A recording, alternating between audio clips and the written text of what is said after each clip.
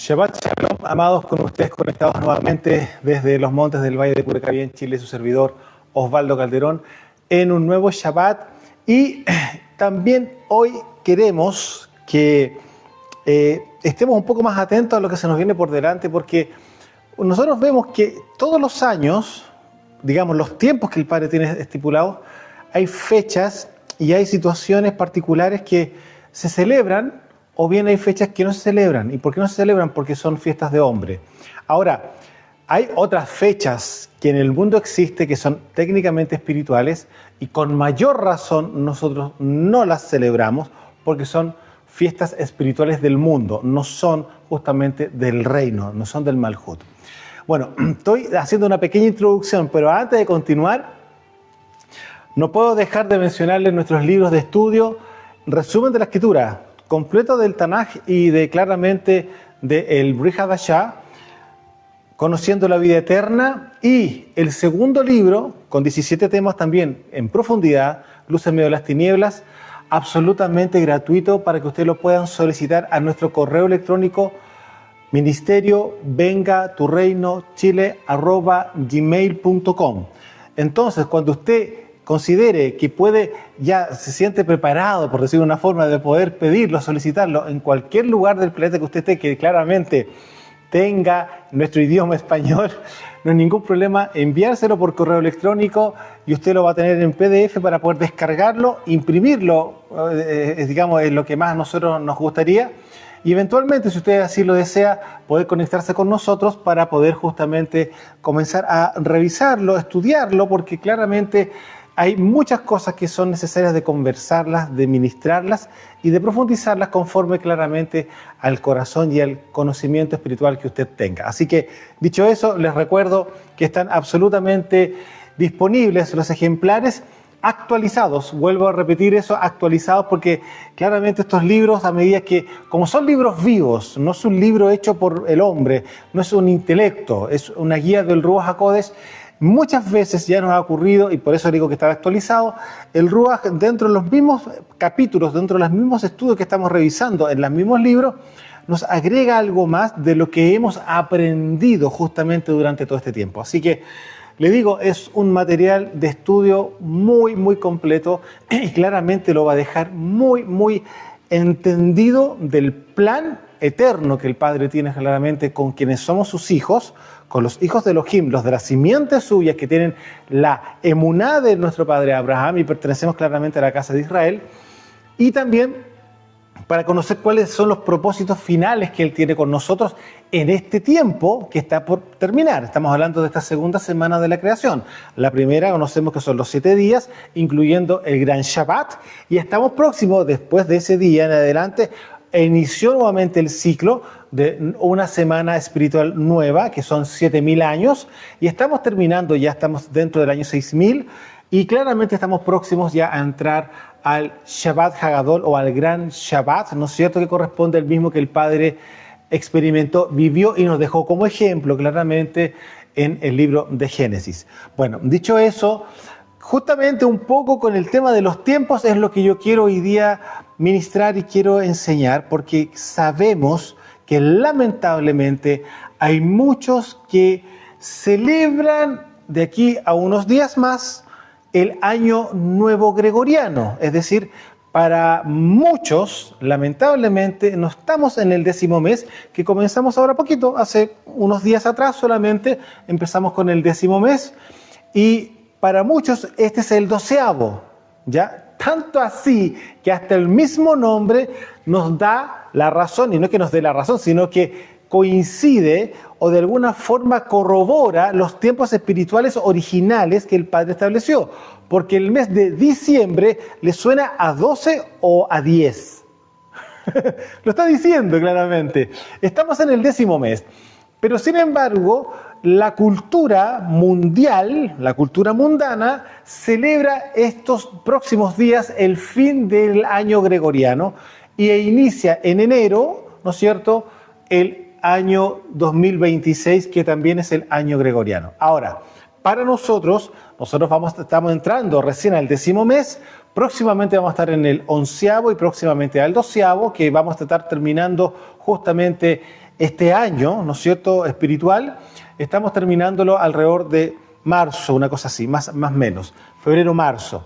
Entonces, ahí para el calendario espiritual que el Padre estableció, vendría siendo literalmente Rosh Hashanah. Rosh Hashanah, como se le conoce rápidamente, Rosh Hashanah, lo cual también el judaísmo, la religión judía, lo cambió de su fecha original, que es el primero del mes primero, y lo puso en el primero del séptimo mes conforme al calendario original. Entonces, vemos cómo también la religión cambió el año nuevo, el principio del año, lo puso en el séptimo mes. O sea, usted se puede dar cuenta cómo el enemigo ha cambiado los tiempos y claramente hay muchas cosas que quedan descontroladas, porque resulta que es muy curioso que dentro del judaísmo estén celebrando Pesaj entonces, ¿en qué mes? No lo celebran en el primer mes, como dice la Escritura. Saquen la cuenta, si para ellos el séptimo mes corresponde al primer mes, se puede dar cuenta de la confusión. ¿Les suena a Babilonia? Bueno, se da cuenta cómo esto opera, porque no es una fantasía, no es una moda, no es solamente una enseñanza, es una realidad. Y es por eso que tenemos que estar tan atentos a cómo se están dictaminando los tiempos espirituales para poder discernir los tiempos en que nuestro Rey, Yeshua HaMashiach, venga nuevamente a buscarnos en una de las fechas claramente importantísimas para Él, que viene siendo una de las fiestas del Padre. Bueno, dicho eso, hablando de los calendarios, estamos viendo que el calendario gregoriano técnicamente viene siendo el calendario solar. Es el que reina y gobierna para el mundo. Sin embargo, el calendario lunar, que vendría siendo el calendario de Israel, ¿no es cierto?, gobierna y reina para nuestra nación. Y es por eso que nosotros estamos viendo justamente el inicio del mes, cuando estamos viendo la primera aparición de la luna, y así sucesivamente contamos los días para poder claramente conocer que estamos en el día 15, cuando tenemos luna llena, etcétera, etcétera, etcétera. Bueno, con respecto a este tema, hay que entender que lo que se celebra de aquí a unos pocos días más corresponde a una fiesta pagana, y le digo fiesta pagana porque no es una fiesta de hombres, no es un mandamiento de hombres, es una fiesta espiritual. Por eso es una fiesta pagana y nosotros no la celebramos porque está en honor a un dios romano que es el dios Jano. Y de ahí se viene toda una seguidilla de cosas que finalmente, inclusive, hay mucho misticismo, si usted se puede dar cuenta, dentro de esa fecha, que algunas personas dicen que hay que comer lentejas, otros tienen que celebrar ese día a la medianoche, ¿no es cierto?, con algunas maletas, y también hay otras cosas más que no voy a entrar en detalle, pero conforme a las culturas y conforme a las naciones, cada uno de ellos tiene diferentes tipos de ritos, curiosamente, para esta fecha. Bueno, para nosotros es un día más, puesto que claramente no está dentro del calendario espiritual del Padre. Y si nosotros estamos caminando en obediencia, estamos caminando en Kedushá, estamos caminando justamente en sus mitzvot, en sus mandamientos, obviamente no vamos a involucrarnos en esta fecha, como tampoco nos involucramos en la fecha que nos antecedió hace unos días atrás, que viene siendo también otra fiesta pagana, la fiesta de Navidad. Ahora, voy a entrar a leerles justamente algunas cosas que investigué y encontré para poder abrirles más el entendimiento en relación a esta figura con respecto al dios Jano. Bueno, Jano en latín se dice Janus o Janus. En la mitología romana es un dios liminal, escuchen muy bien esto, un dios liminal y creador. Ahora ustedes me dirán, creador lo entiendo, pero la otra palabra como que no la entiendo mucho. Liminal. Bueno, un dios liminal para ellos es un dios o una diosa en la mitología que preside, es decir, está delante, ¿no es cierto?, de umbrales, puertas o entradas. Aquel que traspasa fronteras, ¿ya? Se cree que estas deidades supervisan un estado de transición de algún tipo, como el paso de lo viejo a lo nuevo. Ahí viene usted el año que estamos terminando, que para ellos es el año viejo, viene el año nuevo, ¿no es cierto? Del inconsciente al consciente o de lo familiar a lo desconocido. Eso un poco para que usted pueda entender qué significa la palabra liminal, porque para ellos Jano es un dios liminal. Y usted se puede dar cuenta de lo que estamos hablando aquí. Ahora, sigo leyendo.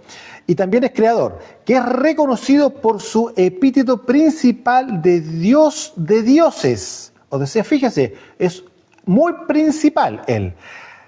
Al que se le consagra, por eso lo estoy diciendo, eso es una fecha espiritual a un dios pagano romano, al cual se le consagra el mes de enero, se le consagra el mes, no es el día, es el mes, ¿ya? Al que se le consagra el mes de enero, siendo invocado en la antigua Roma públicamente el primer día de enero. Mes que claramente deriva de su nombre, porque viene claramente de Jano. De aquí se lo voy a empezar a descifrar. En el español pasó del latín mire, escuche muy bien esta palabra, porque usted le va a entender después, va a decir anuario, por supuesto que sí, anuario, porque es Ianuarius. Pasó de ese latín, de Ianuarius, a janeiro, no sé si le suena eso en portugués, y janero, y de ahí derivó a enero. Esa es la seguidilla. No sé si usted sabe que en Brasil y en Portugal al primer mes se le llama janeiro. Usted revise el calendario y lo va a ver. Y aquí se da cuenta que esto es más real. Por eso el mundo espiritual, para quienes no tienen el discernimiento y no han nacido de nuevo, no pueden ver el mundo espiritual. Y es por eso que Mashiach dijo claramente: tenés necesario nacer de lo alto para poder ver el reino. Y eso que implica el mundo espiritual. Y de ahí, por consecuencia, claramente Él nos abre el entendimiento para comprender no solamente la Escritura, sino que también el mundo espiritual que nos rodea. Continúo. Jano como bifronte, que aquí ya voy mostrándole claramente qué significa esto. Bifronte o gémino es representado con dos caras, exactamente. Este dios, el dios Jano, es el dios de las dos caras. Una cara mira hacia adelante y la otra cara mira hacia atrás. Por eso se le llama que es un dios bifronte, o sea, tienes dos frontales, dos caras, no sé, o también gémino. Usted bien sabe que Géminis, dentro del sistema zodiacal, ¿no es cierto?, está el tema de los gemelos, de ahí viene la palabra gemelo, Géminis, ¿no es cierto? Ya. Entonces, vuelvo acá. Es el dios representado con dos caras. El janículo, colina ubicada en Roma, debe su nombre claramente a este dios. Jano era uno de los diselecti o 20 dioses elegidos más importantes de Roma. Usted se puede dar cuenta cómo la cultura romana ha invadido claramente, porque recuerde que Roma, que fue uno de los últimos grandes imperios, claramente dictaminó muchas cosas dentro de su imperio. Y claramente una de las cosas no menores fue establecer su sistema de tiempo. Ellos ordenaron el calendario que nosotros conocemos hoy día y también asignaron los nombres. Algo que nosotros ya ministramos un tiempo atrás, que quizás valdría la pena más adelante volver a revisarlo cuando hablamos de los tiempos naturales y los tiempos espirituales. Aquí vamos a ver más adelante, retomando un poco este tema, nuevamente para refrescar la memoria para algunos. Lo más probable, no estoy seguro si eso está todavía o ya quedó justamente en el canal de YouTube, pero si no, lo vamos a colocar nuevamente, lo vamos a enseñar. Entonces, continúo. Jano era invocado en todos los sacrificios. Una de sus caras mira hacia atrás y la otra hacia adelante. Así observa los acontecimientos pasados y mira hacia el futuro. Algunos lo llaman Dios del día y a causa de la salida y puesta del sol se le representa en el cielo. Es decir, le llaman el Dios del día porque él puede ver el día, puede ver la noche. O sea, fíjese todo, donde lo colocan, él queda sin ningún problema porque como tiene esta dualidad, se puede usar, como usted ya vio, como es un Dios liminal, se puede aplicar a muchas circunstancias. Continúo. Algunos lo llaman Dios del día y a causa de la salida y puesta del sol se le representa en el cielo. Su salida y puesta se le representa con dos caras. Así Horacio, que es uno de sus sabios, ¿no es cierto?, lo llama Padre de la Mañana. Observe, Padre de la mañana. Y usted bien sabe quién es la estrella de la mañana, Mashiach, ¿no es cierto? A este mismo Dios se consagra todo comienzo, ahí está, por eso el tema del año, y se le llama Jano porque abre la puerta a la vida o la puerta del año, de donde aparece la palabra Janúa, es decir, a la puerta del año se le llama Janúa. Usted se puede dar cuenta que, vuelvo a repetir, esto no es una fiesta de hombre, esto es una fiesta espiritual, pagana, 100% pagana, romana. Continúo, los hombres se referían a Jano como un dios de lo que empieza, claramente, y a término como uno de lo que acaba. Se atribuye a Jano el poder de todos los principios. Precisamente es el que abre la puerta a la concepción. Fíjese, también lo involucran en el ámbito de la reproducción humana. A Jano se le invoca cuando se pretendía tener hijos. ¿Se da cuenta? Usted bien sabe que en el ámbito espiritual también hay diosas que operan en esa línea, ¿no es cierto? Entonces consideran que una mujer tiene más capacidad, una diosa mujer, corrijo, tiene más capacidad de poder entender a otra mujer, que es la forma pagana de pensamiento, ¿no es cierto?, para que le pueda conceder un hijo. Pero sin embargo, aquí, conforme a Roma, en esa época, consideraban que este Dios sí podía también producir justamente, entre comillas, el deseado hijo, ¿no es cierto? A Jano se le invocaba cuando se pretendía tener hijos. Cuando se concibe la prole es de Jano donde toma principio todas las obras. Ahora, fíjese una cosa, aquí hay algo muy curioso, lo digo de una manera irónica, por decirlo de alguna manera, porque usted bien sabe que el Padre dejó establecido justamente en la Torá de que todo primer varón, aquel que abre matriz, suyo es. ¿Se acuerda de eso? Bueno, fíjese la copia que tenemos acá con este dios Jano. A Jano se le invocaba cuando se pretendía tener hijos. Cuando se concibe la prole es de Jano donde toma principio todas las obras. Fíjese una cosa, lo consagran también el primogénito. Varrón, que vendría siendo un sabio romano de su época, enumerando a los dioses, dice que Jano es el primero de todos los númenes, es decir, de la presencia divina, que asisten a los hombres ya desde su concepción. Fíjense cómo lo involucran. ¿Se da cuenta la copia? ¿Se da cuenta la copia? Entonces, vuelvo a repetir, esto del año nuevo no es una fiesta de hombres, no es un mandamiento de hombre, es una fiesta espiritual. Y es por eso que no se celebra de ninguna manera, porque tampoco coincide de ninguna forma con el calendario espiritual del reino. Continúo. El último de ellos es Nenia, a quien se invoca en los entierros de los ancianos. Es decir, en este caso Jano es para el nacimiento, pero hay otro dios que es para la muerte, que vendría siendo Nenia. Jano ya existía al principio de todo, según la mitología romana, como dios de los orígenes. Fíjese usted el paralelismo, cómo quieren imitar, cómo quieren sacar provecho, tomando claramente todo lo que nosotros ya conocemos que está en el Tanaj. Como Dios de los orígenes, y por lo tanto no tuvo progenitores, es llamado Dios de dioses. En el canto de los Salios, y el más antiguo de los dioses, cuando los sabios intentaron tomar el Capitolio, Jano hizo brotar aguas hirvientes sobre los enemigos repeliéndolos. O sea, también hace milagros. Por ello se le invocaba al comenzar una guerra, y mientras ésta durara, las puertas de su templo permanecían siempre abiertas. ¿Por qué? Con el fin de que acudiera en ayuda de la ciudad si que era necesario. Fíjese usted lo que llegaban a pensar. Cuando Roma estaba en paz, las puertas se cerraban. Los romanos honraban a Jano porque su doble rostro conocía el pasado y el futuro.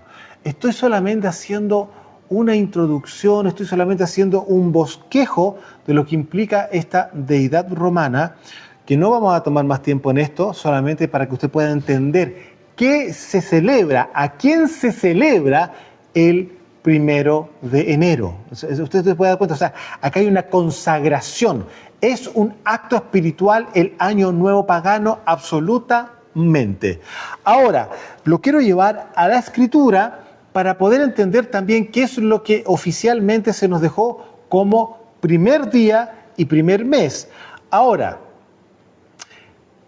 hubo en el pasado, y lo digo así, hubo en el pasado celebración de Rosh Hashanah. Sí, existió una celebración para aquello, pero el Padre no la dejó dentro de la Torá para nuestro pueblo Israel. Le digo una cosa, tanto así que Noé celebró Rosh Hashanah.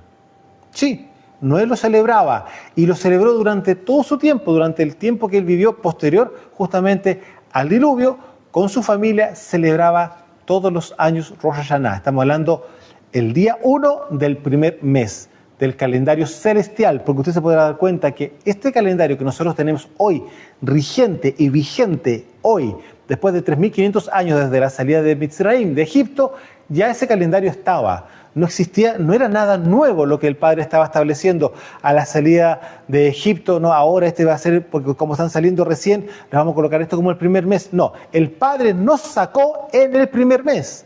Nos sacó justamente de estar un tiempo no menor, ¿no es cierto?, 430 años en Egipto y varios, no los 430 claramente, pero muchos de ellos fueron en esclavitud. Y el Padre hizo como un corte en el tiempo temporal, hizo un corte justamente de lo que implicó el año anterior de haber estado en esclavitud para entrar justamente a un nuevo tiempo en libertad y con propósitos, justamente para poder establecer el Malhut Hashamayim en el territorio de Israel. Pero bueno, para poder entender y conocer estas cosas, tenemos que claramente remontarnos a los libros paralelos, lo de los cuales ya hemos conversado más de alguna vez, al libro de Jubileos. Y aquí usted va a poder ver en Jubileos capítulo 5, verso 20, algo que también en paralelo con Bereshit en la Torá, vamos a irlo cotejando y usted se va a dar cuenta cómo todo se va coordinando, todo se va ordenando, y es por eso que son libros que no se pueden desechar, porque claramente va a aportar mayor riqueza al conocimiento espiritual de nosotros. Jubileos capítulo 5, verso 20 dice así: dijo Yahweh que destruiría cuanto había sobre el suelo, desde el hombre hasta los animales y bestias, aves del cielo y reptiles, y mandó a Noé o a Noaj que se hiciera un arca para salvarlo de las aguas del diluvio. Recuerde que el libro de Jubileos está justamente dictado a Moshe por el mismo ángel que entregó la Torá. Estamos viendo que aquí le está como contando a alguien, si usted se da cuenta cómo está la redacción. Y efectivamente el ángel le está contando con otra perspectiva, ¿no es cierto?, todos los detalles, los pormenores, por decirlo de alguna forma, de lo que ocurrió para esa fecha, puntualmente de lo que estamos hablando, previo al diluvio. ¿Ya? Verso 20 dije, acabo de leer 21, y dice así el 21, y mandó a Noaj que se hiciera un arca para salvarlo de las aguas del diluvio. Verso 22, Noé la construyó según le ordenó, escuche muy bien esto, en la luna nueva del primer mes. ¿Se da cuenta lo importante de esta fecha? Vuelvo a repetir. Noé la construyó según le ordenó en la luna nueva del primer mes, en el jubileo 27º, en el 5º septenario, en el 5º año, y entró en ella en el año 6º, en el 2º mes, a primeros de este mes. Hasta el 16 estuvieron entrando él y cuanto le hicimos meter en el arca, es decir, todos los animales. Y Yahweh la cerró por fuera el 17 por la tarde.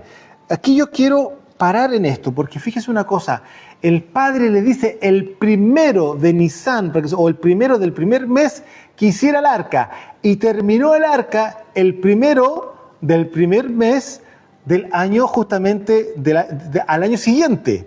Vimos que acá era en el año 5º, el año 6º termina, y de ahí en adelante él comienza a hacer las terminaciones, y dice claramente acá, y entró en ella en el año 6º, en el 2º mes, es decir, dejó todas las terminaciones en el primer mes, y en el 2º mes, dice claramente acá, a primeros de este mes, es decir, en el día 1, o sea, Rosh Hodesh, cuando apareció la luna, él comenzó ya a entrar dentro del arca en el 2º mes, ¿no es cierto? Leo acá, a primeros de este mes, hasta el 16 estuvo entrando en él y cuánto hiciéramos meter en el arca. Y Yahweh la cerró por fuera el 17 por la tarde. Es decir, el día 16 ya estaba con todas las cosas adentro, faltaban algunas poquitas cosas, lo más probable, pero al día siguiente, el 17, el Padre cierra por la tarde el arca.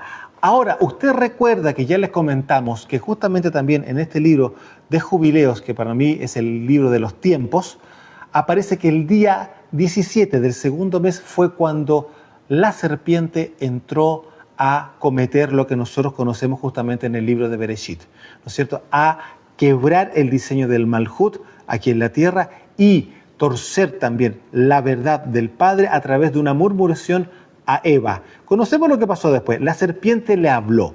Y en ese instante, en ese día, ¿cuándo fue que la serpiente entró al jardín de Edén, al huerto, a hablarle y a tentar con mentiras, con engaños justamente a Eva y a Adán? Fue el día 17 del segundo mes. Y es por eso que el Padre maldijo esa fecha y es por eso que vino el diluvio finalmente y se activó oficialmente ese mismo día 17 del segundo mes. Continúo. A primeros del 10º mes disculpe, vuelvo a leer.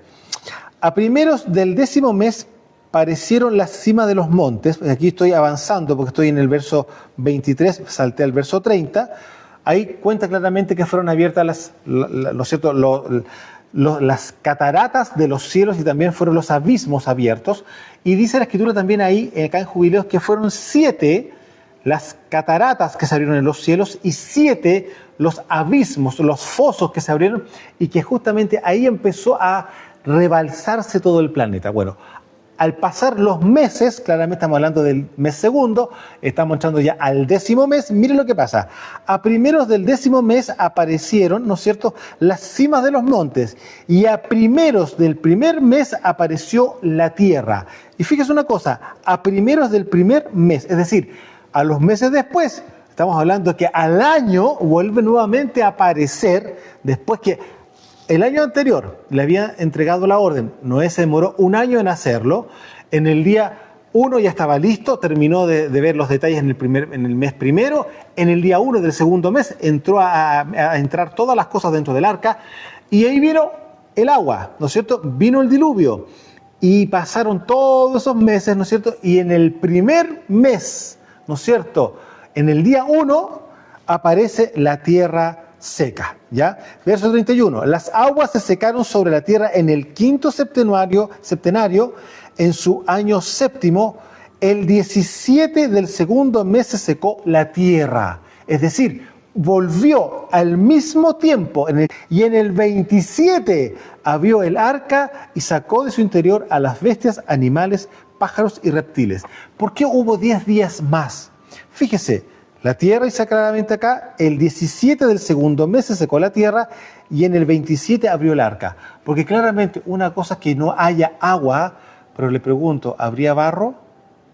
Lo más probable, ¿no es cierto? ¿Qué pasa después de la lluvia? ¿No es cierto? Y hay mucha lluvia, y mucha lluvia, y mucha lluvia. Y usted está en el campo. ¿Acaso no se produce barro literalmente? Bueno, imagínese el planeta durante un año bajo agua. Había que dejar pasar claramente el tiempo para que todo la tierra absorbiera, ¿no es cierto? Absorbiera y la tierra la pudiéramos pisar así como usted la está pisando hoy día. Bueno, ahí estamos en el libro de Jubileos, leí del verso 20 al 23 y luego del 30 al 32. Ahora, entramos a la Torá en Bereshit, Génesis capítulo 7, verso 11. El año 600 de la vida de Noé, en el mes segundo, a los 17 días del mes, aquel día fueron rotas todas las fuentes del grande abismo y las cataratas de los cielos fueron abiertas. Y hubo lluvia sobre la tierra 40 días y 40 noches. Estoy leyendo justamente lo que nosotros conocemos en Bereshit. Y usted se da cuenta cómo coincide las fechas, ¿no es cierto?, y los acontecimientos de lo que estábamos leyendo en el libro de Jubileos.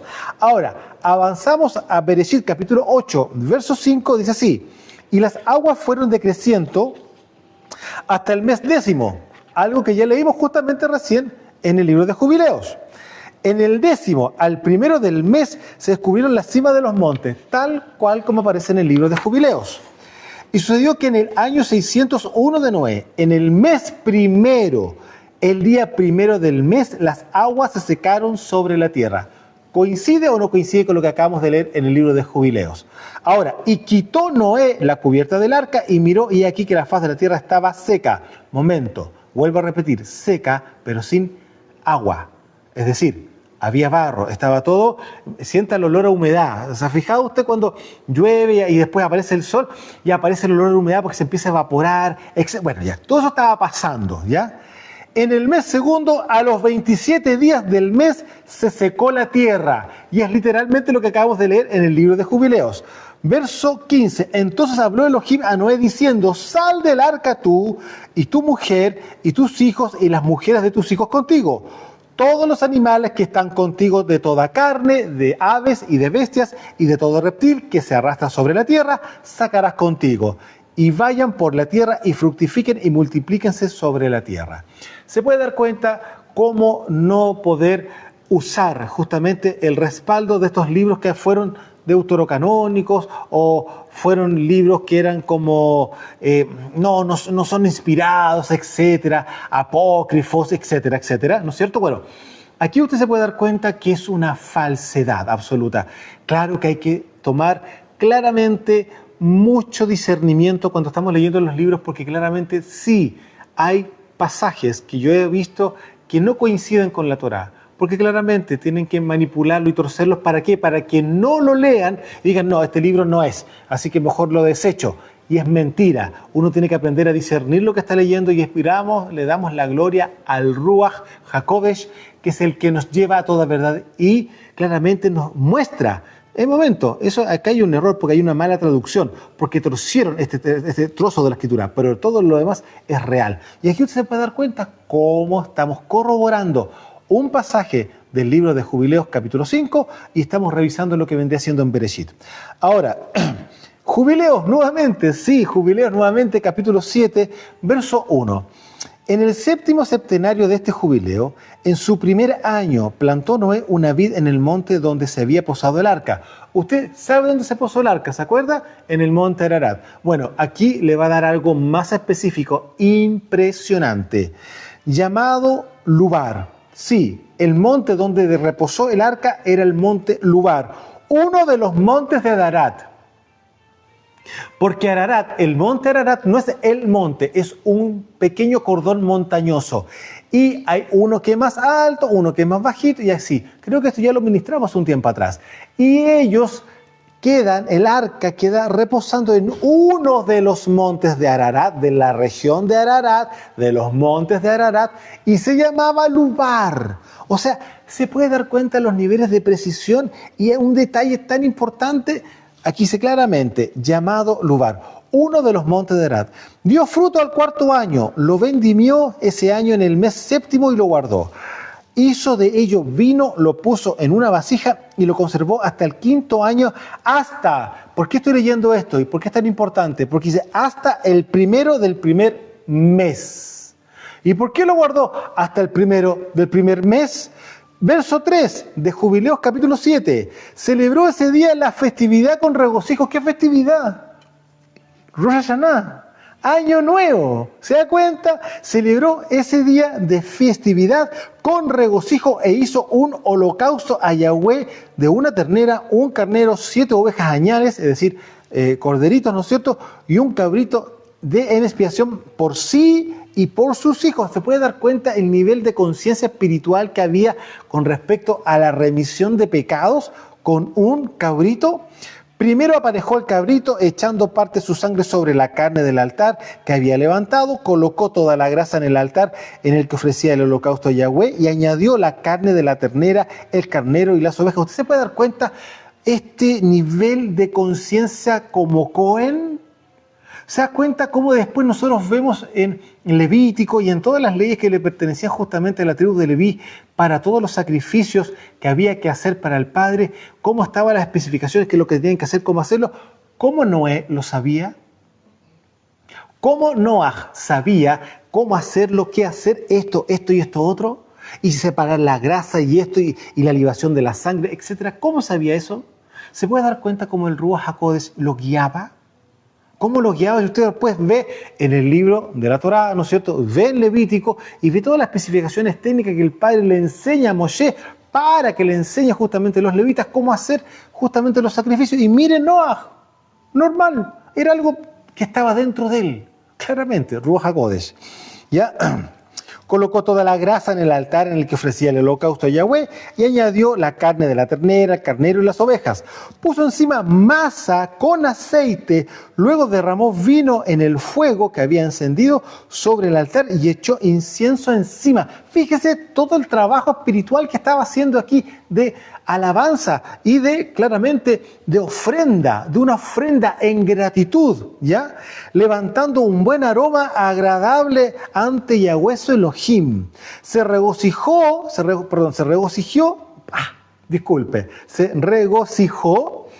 y bebió de este vino él y sus hijos con gozo.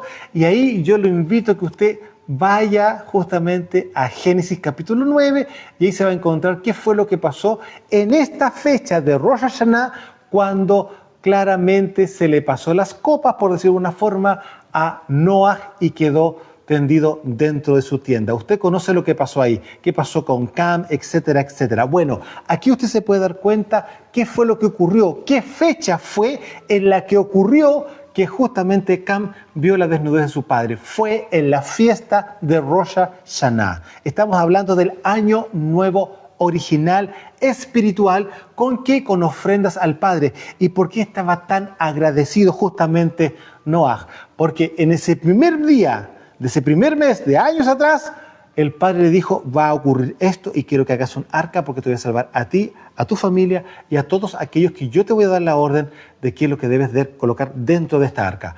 Al año siguiente, él vio justamente todo lo que estaba ocurriendo, etc. Y el día 1 del mes 1, claramente fue una señal que quedó claramente registrada, y usted lo está se dando cuenta, registrado justamente en las Escrituras. Entonces, ¿en qué momento fue justamente donde tuvo un exceso de vino justamente Noah? En la fiesta de Rosh Hashanah, que era el día 1 del mes 1 del calendario espiritual.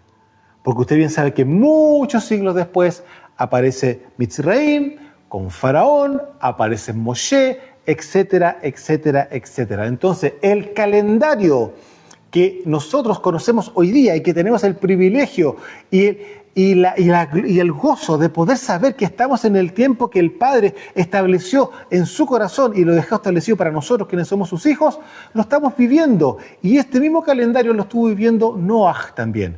Y luego, claramente, después de los 430 años de paganismo y de opresión que vivió claramente nuestro pueblo Israel en Mitzraim, en Egipto, y digo también estrechez, porque recuerde que la palabra Mitzraim significa estrechez. La estrechez, la opresión y todo lo que eso implicó, la palabra de vivir en Mitzraim, en la nación de la estrechez, claramente conocido como Egipto, el Padre ordena la mente y toda la vida justamente de su pueblo para que vengan a los tiempos que Él estableció desde un principio y no quedaran con los tiempos que el mundo, entre comillas Egipto, tenía en su momento.